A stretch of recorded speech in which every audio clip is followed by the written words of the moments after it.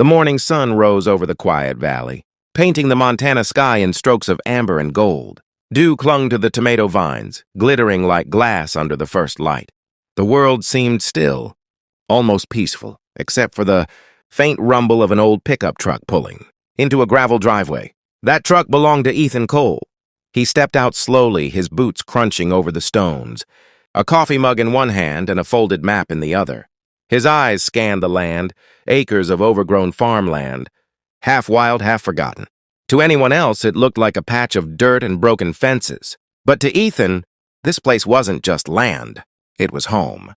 It had belonged to his mother, Martha Cole, who passed away just a year ago. She used to call this her garden of hope.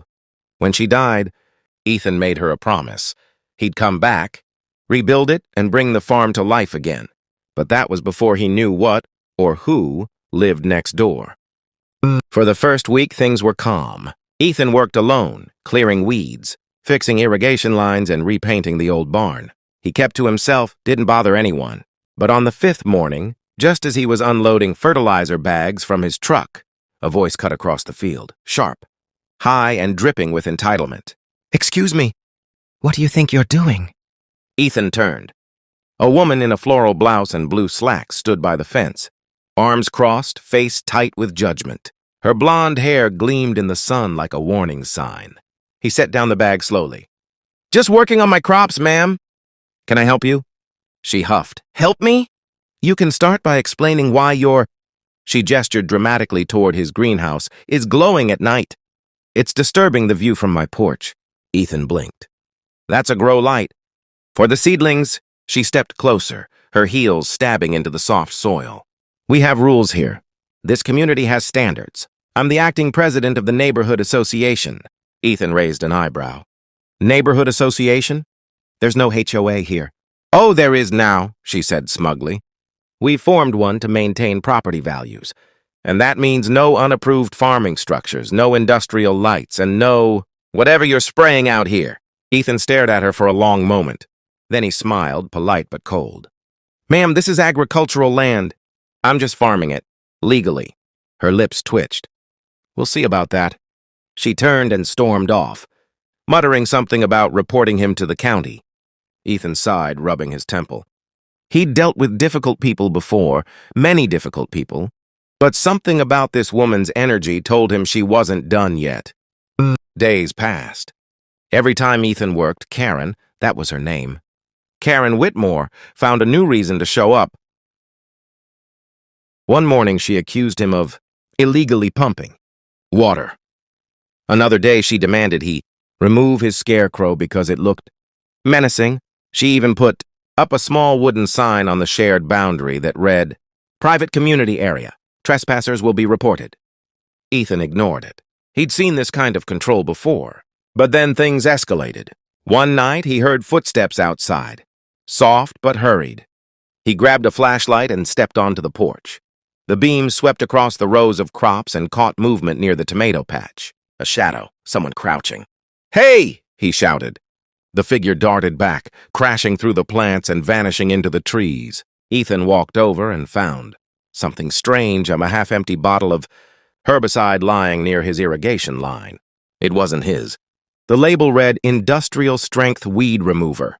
He frowned, realizing what it meant. Someone was trying to set him up. And he already knew who. The next morning, she returned, bold as ever. Karen marched right up to the edge of his property, her phone in hand, recording. "You've been reported for environmental violations," she said, voice shrill. "The county is coming to inspect your land. You're using banned chemicals." Ethan stared at her. "What chemicals?"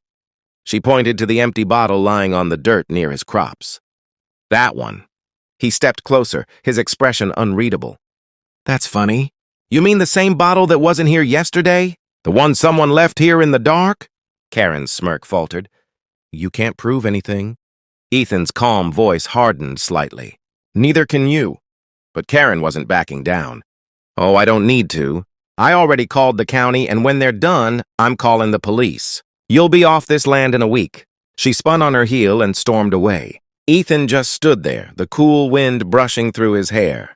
For a long moment, he said nothing. Then he walked back to the porch, where a small security monitor flickered to life, showing footage from the night before. There she was, Karen, on his land, dropping that bottle near his irrigation line.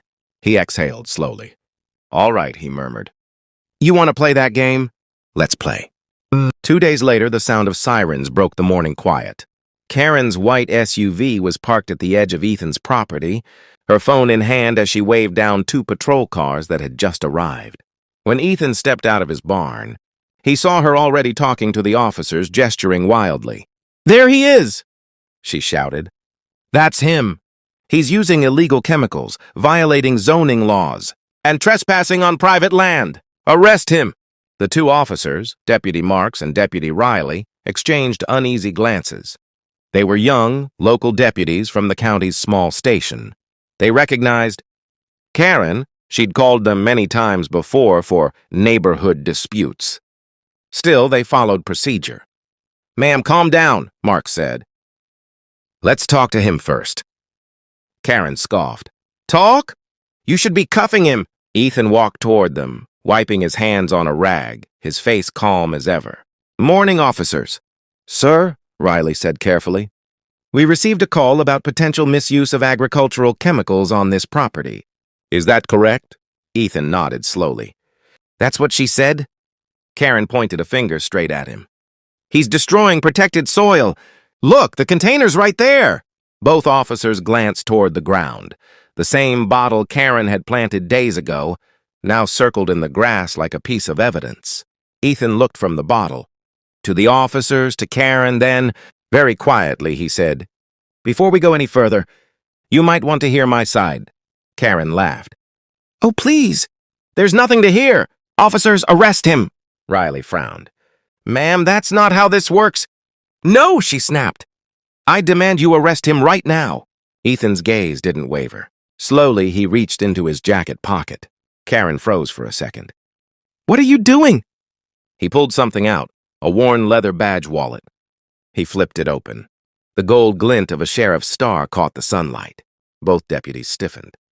Karen blinked, her mouth falling open. What is that supposed to be?" Ethan's voice was calm but cold now. "That's my badge. Sheriff Ethan Cole, Gallatin County." Marks immediately straightened. "Sir, Sheriff, we didn't realize—" Ethan raised a hand. "It's all right, deputies. You were just doing your job." Then he turned to Karen. Her confidence cracked. You're lying. You can't be." Ethan pulled out his ID card, letting it hang in the air. "I can show you my department credentials, or you can call dispatch and confirm. Either way, I suggest you stop talking before you dig yourself any deeper." Karen took a step back, eyes darting between him and the officers. This is harassment! You set me up!" Ethan's tone didn't change. "Actually, I think the security footage says otherwise."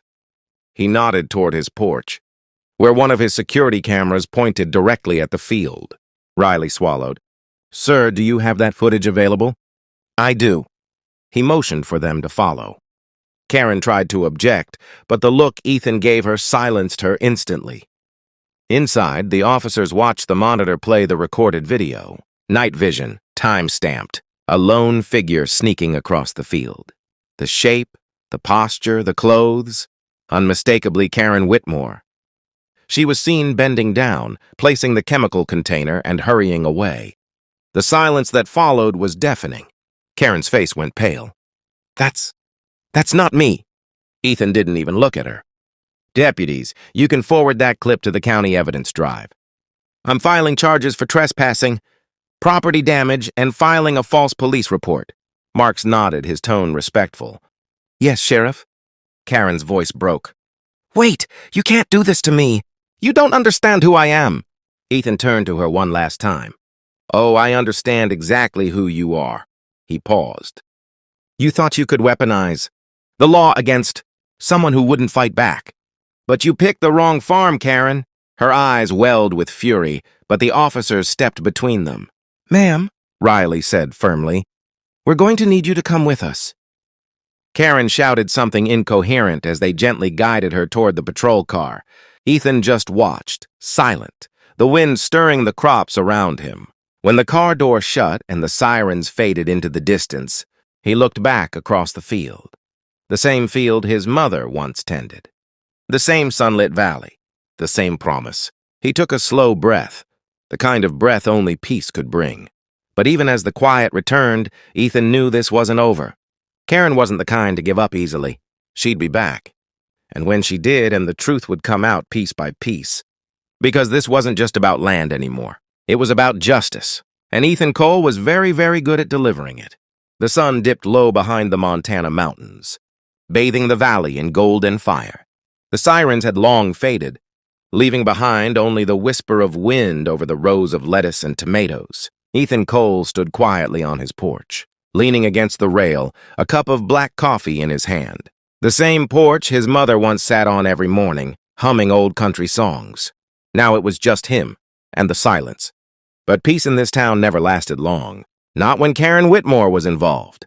It had been 3 weeks since the day she was arrested for trespassing and filing a false police report. The deputies had processed her, taken her statement, and for a brief moment, the valley breathed easier. Ethan thought maybe, just maybe, she'd learned her lesson. He was wrong.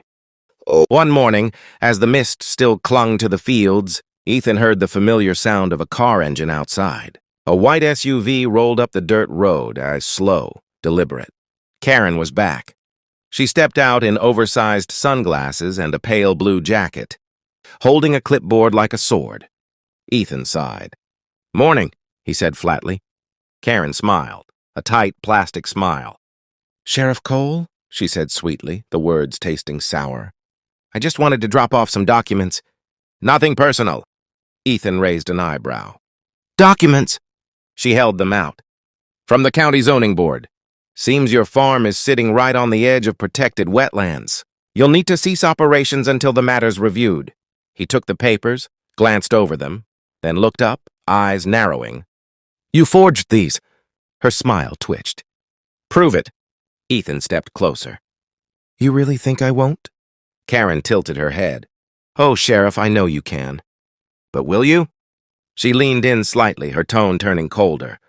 "I've made friends in the county office. People who don't like that you're using this land for commercial growth. They might find issues with your permits." Ethan's jaw tightened. "You're threatening a law enforcement officer." Karen's eyes gleamed. "No, Sheriff. I'm just playing the game. You may have the badge, but I have the connections." She turned and walked back to her SUV, her heels clicking like punctuation marks. "See you in court," she said over her shoulder.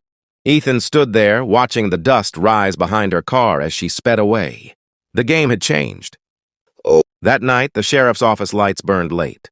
Ethan sat behind his desk, going over maps, property deeds, and environmental records. Every file told the same story. His land was clean, approved, and legal. But something deeper caught his attention. A pattern of complaints filed by the same name over the years. Karen Whitmore. She'd gone after at least 5 other residents before him, accusing one of noise violations, another of tax fraud, another of stealing her property line.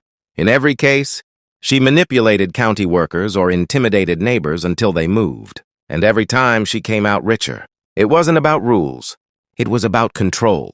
Ethan leaned back in his chair, thinking of his mother's voice. Martha always said, "Evil hides behind the polite smile." He made up his mind. He wasn't just going to stop her. He was going to end her little empire, legally and permanently. The next week, Ethan worked quietly, pretending to carry on as usual. He planted seedlings, fixed a fence, waved at passing neighbors. But behind the scenes, he was gathering everything. Her falsified notices, fake signatures, the footage from her previous trespassing, even her threatening voicemail to a county worker. He packaged it neatly into a folder marked Whitmore, Investigation. Then he made one call, not to his deputies, but to the district attorney's office. Within days, an official inquiry began. Karen didn't see it coming. When county inspectors arrived on her property instead of Ethan's, she was livid. "What is the meaning of this?" she barked. The lead investigator, a calm woman in a navy blazer, flipped through her clipboard. "Ms. Whitmore, we're here regarding a complaint filed by the sheriff's department concerning falsified documents and zoning interference." Karen froze. "That's ridiculous. I didn't falsify anything. The woman turned the papers around. The fake county seals. The mismatched signatures, even the altered address. We traced these back to your printer. Karen's mouth went dry. From the edge of his farm, Ethan watched quietly, hands in his pockets. He didn't need to say a word. Justice was unfolding all by itself. That afternoon, as the officials wrapped up, Karen stormed across the property line toward Ethan. You think you've won? She hissed. This isn't over. Ethan's gaze was calm, steady. It's over when you stop lying. You ruined my life, she shouted. You humiliated me. Ethan took a step closer, his voice low but firm. No, Karen, you did that to yourself. I just turned the lights on. She trembled with rage. You'll regret this. You have no idea who you're dealing with. He tilted his head. I think I do. I've dealt with worse. People who thought they could bend the law around them. You remind me of every one of them. Karen's voice cracked. You can't hide behind that badge forever. I'm not hiding behind it, Ethan said. I earned it. For a long moment, they just stood there, two storms colliding under the vast Montana sky. Then Karen's face twisted. Fine, if the law's against me, I'll go higher. I'll take this to the media, Ethan almost smiled. Then tell them everything. The fake documents, the lies, the footage. Let's see how far your story goes. She faltered, just for a second, then spun and marched away, her pride the only thing still intact. Weeks passed. The valley settled again. The tomatoes ripened. The lettuce rows swayed softly in the wind. Karen disappeared for a while. No phone calls, no shouting, no threats. Ethan thought maybe finally she'd learned silence. But one stormy night, lightning cracked across the sky, and a familiar engine roared up his driveway again. Karen's SUV. She stumbled out in the rain, soaked, mascara running, her voice shaky but loud. Ethan, we need to talk. He stepped onto the porch, rain dripping off his coat. What do you want, Karen? Tears mixed with the rain on her face. They're taking everything. The county froze my accounts. My husband left. My friends won't answer. Ethan's eyes softened, but his voice stayed steady. You brought this on yourself. I just wanted respect, she cried. I wanted people to listen to me for once. He stepped down from the porch, standing under the rain with her. Respect isn't demanded, Karen, it's earned. For the first time, she had no reply.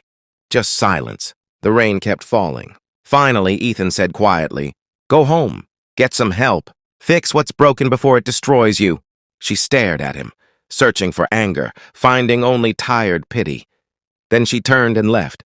That was the last time Ethan ever saw Karen Whitmore. Months later, the valley thrived again. The farm was alive, crops tall, the barn painted, the land green and breathing. Ethan had reopened it as a community farm, hiring locals, donating produce to nearby shelters. On the porch, a new wooden sign hung beside the door. It read, Martha's Promise Farm, growing roots, growing hope. Children laughed in the distance as volunteers picked fresh tomatoes. The sun stretched across the horizon, the same golden light that had once greeted Ethan's mother. Deputy Riley walked up, smiling. Hard to believe this place was a mess 6 months ago? Ethan nodded. It's amazing what honesty can grow when you pull the weeds out. They both laughed softly. Riley handed him an envelope. By the way, the DA's office finalized the case. Karen pled guilty to document fraud and harassment, community service and restitution. She's moving out of state. Ethan took the envelope and nodded slowly. Maybe that's her fresh start. Riley smiled. You really think people like that can change? Ethan looked toward the fields, where the light shimmered on the green leaves. I think people can learn. The hard way sometimes, but they can learn. He watched the horizon for a moment longer, peaceful, endless, alive. Then he turned back toward the farmhouse, his badge glinting in the sunlight. In this valley, justice didn't come from anger. It came from patience, truth, and the quiet strength of a man who refused to be provoked. And as the day ended, Ethan Cole knew one thing for sure. The land was finally his, free, honest, and home again.